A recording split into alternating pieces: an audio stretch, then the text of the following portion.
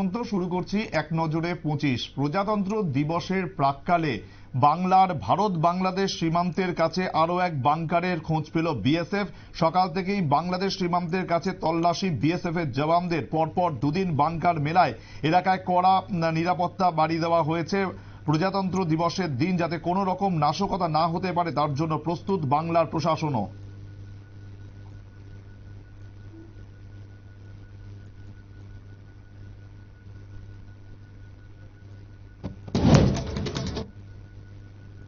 প্রজাতন্ত্র দিবসের আগে কলকাতার রেড রোড চত্বরে কড়া নিরাপত্তার চাদর। আগামীকাল রেড রোডের কুচকাওয়াজে অংশগ্রহণ করবে ভারতীয় সেনা।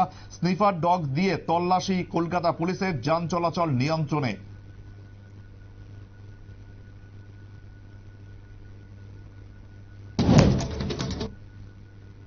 26/11 মুম্বাই হামলায় অভিযুক্ত তাহাউর রাহানাকে ভারতের হাতে তুলে দেওয়ার অনুমতি দিল আমেরিকার সুপ্রিম কোর্ট।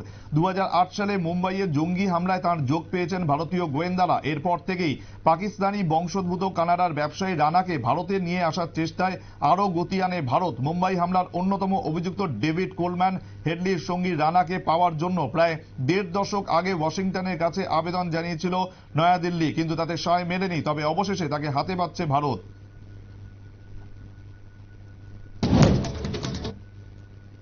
আপনার কি সাধারণ কোনো জ্ঞানও নেই? কেন্দ্রীয় মন্ত্রীর সামনে জেলা শাসককে ধমক দিলেন তেলেঙ্গানার রাজস্ব মন্ত্রী পঙ্গুলেতি শ্রীনিবাস রেড্ডি। সরকারি অনুষ্ঠানে সকলের সামনে মন্ত্রীর ধমক খেয়ে অস্বস্তিতে পড়েন করিমনগরের জেলা শাসক পামেলা সতপথী। বিআরএস নেত্রী কে কবিতা রাজ্যমন্ত্রীর এই আচরণে ক্ষোভ প্রকাশ করেছেন। তার কটাক্ষ, সরকারের ব্যর্থতা ঢাকতে গিয়ে জেলা শাসকের উপর ক্ষোভ উগরে দিয়েছেন তিনি।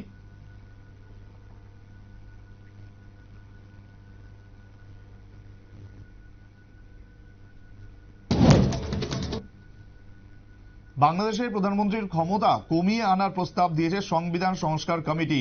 শেখ হাসিনা সরকারের পতনের পর সেদেশে সংবিধান সংস্কারের জন্য একটি কমিটি গঠন করে মোহাম্মদ ইউনূসের অন্তর্বর্তী সরকার। বাংলাদেশি সংবাদ মাধ্যমগুলো অনুসারে ওই কমিটি চাইছে প্রধানমন্ত্রীর হাত থেকে একচ্ছত্র ক্ষমতা কমিয়ে এনে রাষ্ট্রপতির ক্ষমতা বৃদ্ধি করা হোক। সংবিধান সংস্কার কমিটির মত, ক্ষমতায় ভারসাম্য বজায় রাখতে হবে, তবে কিভাবে এই ভারসাম্য আনা হবে তা নিয়ে এখনো পর্যন্ত কোনো সিদ্ধান্ত বা আলোচনা শুরু হয়নি।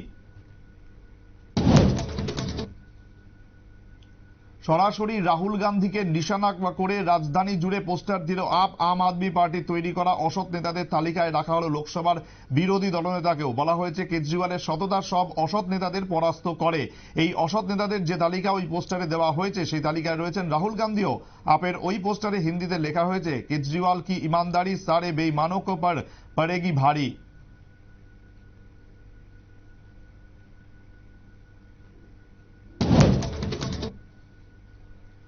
ভোটে জিতলে যমুনা নদী পরিষ্কার হবে 3 বছরের মধ্যে। শনিবার তাদের সংকল্পপত্র প্রকাশ করে একথাই জানিয়ে দিল বিজেপি। অনুষ্ঠানে উপস্থিত থেকে কেন্দ্রীয় স্বরাষ্ট্রমন্ত্রী অমিত শাহ বলেন, বিজেপি যদি ভোটে জিতে ক্ষমতায় আসে তবে 1700 বেআইনি কলোনিকে আইনি স্বীকৃতি দেবেন তারা। শুধু তাই নয়, দিল্লির চুক্তিভিত্তিক কর্মীদের জন্য বিমার কথাও ঘোষণা করেছেন তিনি।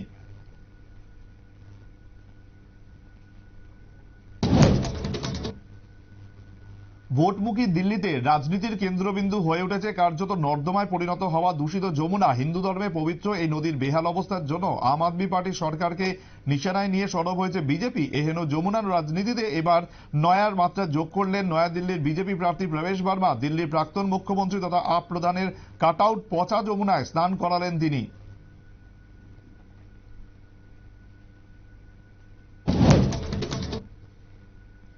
বিধানসভা ভোটের মুখে অরবিন্দ কেজরিওয়ালকে স্বস্তি দিল দিল্লি হাইকোর্ট। বিধানসভায় সিএজি রিপোর্ট পেশ করার পক্ষে কোনো নির্দেশ দিল না আদালত। ফলে ভোটের মুখে মোক্ষম একটা অস্ত্র হাতছাড়া হলো গেরুয়া শিবিরের।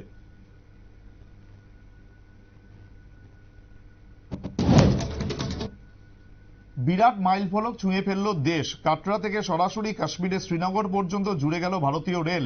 শনিবার বিশ্বের সবচেয়ে উঁচু রেল ব্রিজ দিয়ে ট্রায়াল রান শেষ করেছে বন্দে ভারত। বলার অপেক্ষা রাখে না, সরাসরি শ্রীনগরের সঙ্গে রেলপথের এই যোগাযোগ জম্মু এবং কাশ্মীরের বাণিজ্য এবং পর্যটন শিল্পে জোয়ান আনতে চলেছে। গাঁজা চাষ নিয়ে বড়সড় সিদ্ধান্ত নিল হিমাচল প্রদেশ সরকার। এবার থেকে সে রাজ্যে পরীক্ষামূলকভাবে করা হবে গাঁজা চাষ। হিমাচল প্রদেশের কংগ্রেস সরকার মনে করছে গাঁজা যেমন নেশার দ্রব্য, তেমনি তার রয়েছে একাধিক ঔষধি গুণ, যা আগামী দিনে গবেষণার নতুন দিগন্ত খুলতে পারে।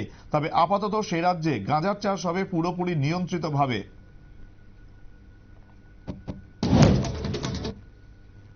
ইংল্যান্ডের বিরুদ্ধে দ্বিতীয় এবং তৃতীয় টি-20 থেকে ছিটকে গেলেন রিঙ্কু সিং। পাশাপাশি নীতিশ কুমার রেড্ডিও চোটের জন্য ছিটকে গেছেন। তৃতীয় ম্যাচও খেলতে পারবেন না কলকাতা নাইট রাইডার্সের ব্যাটার। কোমরে চোট পেয়েছেন রিঙ্কু। পরিবর্তন হিসেবে ভারতীয় দলে নেওয়া হয়েছে কেকেআর এর আরেক ক্রিকেটার রমনদীপ সিংকে। তবে এদিনের ম্যাচেও প্রথম একাদশে জায়গা হল না মোহাম্মদ শামির। বাঘের হামলায় মহিলার মৃত্যুর পর থেকেই ক্ষোভে ফুঁসছে প্রিয়াঙ্কা গান্ধীর সংসদীয় এলাকা কেরলের ওয়েনার। আওয়াজ উঠছে, জীবিত হোক বা মৃত, যেভাবেই হোক বাঘ ধরতে হবে। সাধারণ মানুষের মধ্যে আতঙ্কের পাশাপাশি ক্ষোভের বিস্ফোরণ ঘটায় পরিস্থিতি ক্রমশ উত্তপ্ত হচ্ছে ওয়েনারে। পরিস্থিতি যাতে নিয়ন্ত্রণের বাইরে না চলে যায়, তাই কারফিউ জারি করা হয়েছে। ফের গাঁজা উদ্ধার হলো আগরতলা রেল স্টেশন থেকে। এদিন চেকিং এর সময় স্টেশনের 12 নম্বর লাইনের পাশে একটি পরিত্যক্ত ব্যাগ থেকে 4টি গাঁজার প্যাকেট থেকে প্রায় 3.5 কিলো গাঁজা উদ্ধার করা হয়, যার আনুমানিক বাজার মূল্য প্রায় 30,000 টাকা বলে জানা গেছে। যদিও এই ঘটনায় কাউকে গ্রেফতার করতে পারেনি আগরতলা জিআরপি থানার পুলিশ।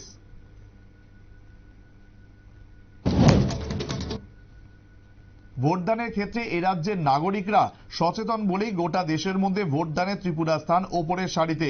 বিগত লোকসভা নির্বাচনেও এ রাজ্যের শতকরা ভোটের হার ছিল গোটা দেশের চাইতেও 10 থেকে 12% বেশি।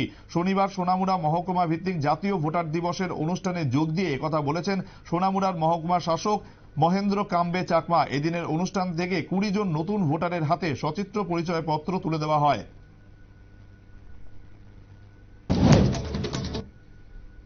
বিলোনিয়াতে গেলেন না মুখ্যমন্ত্রী, সফর বাতিল হলো। অনুষ্ঠান শুরু হওয়ার 1 ঘন্টা আগে এই নিয়ে 3 বার বিলোনিয়া সফর বাতিল হলো মুখ্যমন্ত্রীর। আজ বিলোনিয়া মহকুমার 4টি অনুষ্ঠানে উপস্থিত থাকার কথা ছিল মানিক সাহার, কিন্তু তিনি না যাওয়ায় বহু প্রতীক্ষিত 50 শয্যার বিলোনিয়া মাতৃ এবং শিশু স্বাস্থ্য বিভাগের 4 তল বিশিষ্ট নবনির্মিত ভবনের দ্বারোদ্ঘাটন করলেন অর্থমন্ত্রী প্রণজিৎ সিংহ রায়। ছিলেন মন্ত্রী শুক্লাচরণ নোয়াতিয়া, মুখ্য স্বাস্থ্য আধিকারিক জ্যোতির্ময় দাস সহ অন্যান্যরা।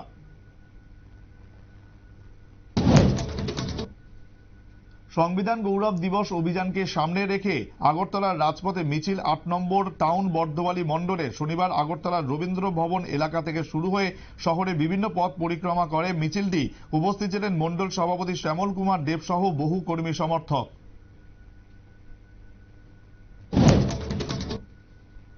ধর্মনগর রেল স্টেশনে আরপিএফ এর রুটিন তল্লাশিতে উদ্ধার হলো 14 কেজি গাঁজা। শনিবার দুপুরে ধর্মনগর স্টেশনে এই তল্লাশি চালানোর সময় 4টি বাক্স দেখতে পেয়ে সন্দেহ হয় আরপিএফ এর। এরপরই সেখানে তল্লাশি চালালে প্রথমে এগুলিতে গুড়ের প্যাকেট দেখা যায়, তবে প্যাকেট সরাতেই বেরিয়ে আসে গাঁজার প্যাকেট।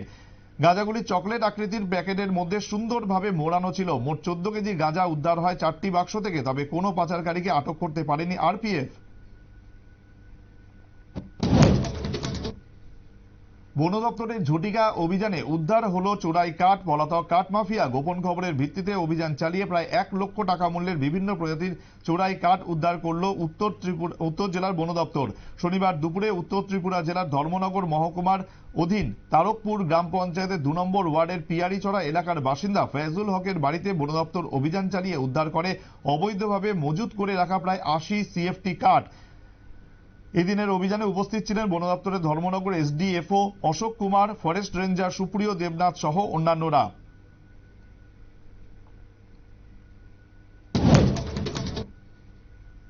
কৈলাসহরের মনু নদীর পাড়ের বাঁধ খুব শীঘ্রই সংস্কার এবং পুনর্নির্মাণের দাবিতে এবং দেবীপুর এলাকায় ভারত বাংলাদেশের আন্তর্জাতিক সীমান্তের পাশে অবৈধ বাঁধ নির্মাণের প্রতিবাদে 59 জেলা কংগ্রেসের পক্ষ থেকে কৈলাসহর কুমারঘাট এবং কৈলাসহর ধর্মনগর সড়ক অবরোধ করে বিক্ষোভ প্রদর্শন করা হয়। শনিবার সকালে এই সড়ক অবরোধের নেতৃত্বে ছিলেন বিধায়ক বীরজিৎ সিনহা, 59 জেলা কংগ্রেসের সভাপতি মোহাম্মদ বদরুজ্জামান, প্রদেশ কংগ্রেসের সাধারণ সম্পাদক রুদ্রেন্দু ভট্টাচার্য সহ অন্যান্যরা।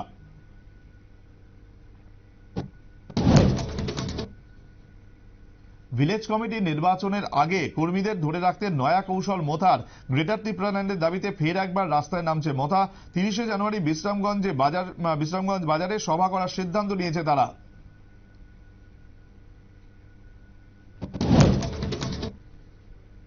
15তম জাতীয় ভোটার দিবস পালন করা হলো আগরতলার রবীন্দ্র শতবার্ষিকী ভবনে। এবারের ভোটার দিবসের থিম হলো ভোটের মতো কিছুই নয়, ভোট আমি দেব।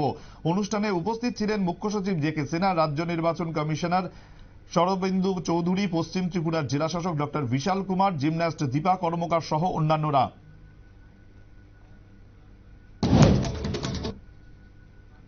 বাবা সাহেব আম্বেদকরের রচিত সংবিধানকে রক্ষা করার দায়িত্ব আমাদের। সংবিধানকে শ্রদ্ধা বা গুরুত্ব দেয়নি কংগ্রেস, এই কাজ বিজেপি করে এসেছে। কমলপুর বিজেপি মণ্ডলের উদ্যোগে সংবিধান গৌরব অভিযান কর্মসূচিতে অংশ নিয়ে একথাই বললেন বিধায়ক মনোজ কান্তি দেব।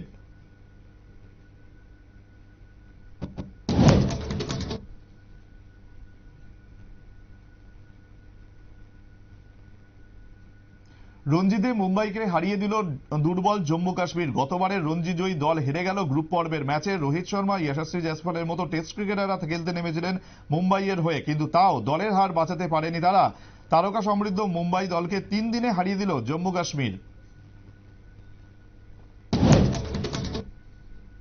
পশ্চিমী ঝঞ্ঝার প্রভাব পড়তে চলেছে উত্তর পূর্ব ভারতে, রাজ্যেও পড়তে পারে এর প্রভাব। ঝলমলে আকাশ থাকলেও রয়েছে ভারী কুয়াশার পূর্বাভাস। মধ্যপ্রদেশ, কেরল এবং বাংলাদেশেও রয়েছে ঘূর্ণাবর্তের আভাস।